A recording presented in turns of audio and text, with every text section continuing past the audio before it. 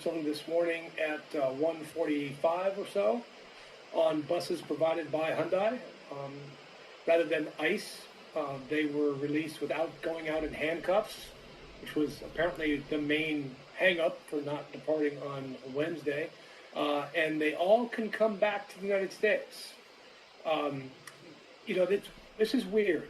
It's weird because why are they leaving if they can all come back? Generally speaking, ICE will tell you, oh, they all took voluntary departure. Voluntary departure is a legal thing. I mean, it's a statute that says if you leave, generally you're free to come back, but you do certain things when you take voluntary departure. You say, I agree that I violated the law, but you're going to let me come back with a new visa. But these folks don't need a new visa. So it's not really voluntary departure. It's more of a legal fiction. And I don't want to say an ICE cover-up, but it's certainly a glaze on the cake, so to speak, of ICE's errors here in detaining these innocent Koreans and Japanese folks for the last 6 days. What process led to the release of your Korean clients? Oh, I think the president of Korea calling President Trump is what led to the release of these individuals, as well as the 3 or 4 Japanese that were also detained at the same time. This would not have happened without direct intervention abroad. We would have obviously gone to court eventually and gotten a court order and had these guys released, but they would have been in custody for weeks and weeks longer.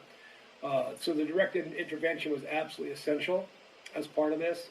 And I'm sorry it took that, but it was absolutely necessary. Trump had given a direct order to ICE to release these individuals and ensure that they could come back to the United States. It's no surprise that the American readout didn't include that, because that makes you understand the massive error that ICE made here in detaining these individuals. The ICE press release announcing the raid on Friday specifically mentioned that 300 Koreans were among the 475 people detained. But I checked the release today, and now there is no mention of the Koreans at all. What do you think is the reason behind that? Oh, they went back and changed the release of the press release? What can I tell you? Somebody's got a problem on their job. Now, nobody ever gets fired in the Trump administration for arresting the wrong people. Under Biden, they might get fired, or other Democrats, but not in the Trump administration. They're just covering up. They're just covering up the fact that they screwed up. They know they screwed up.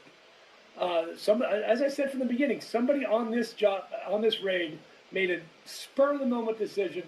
Let's arrest them now and sort it out later.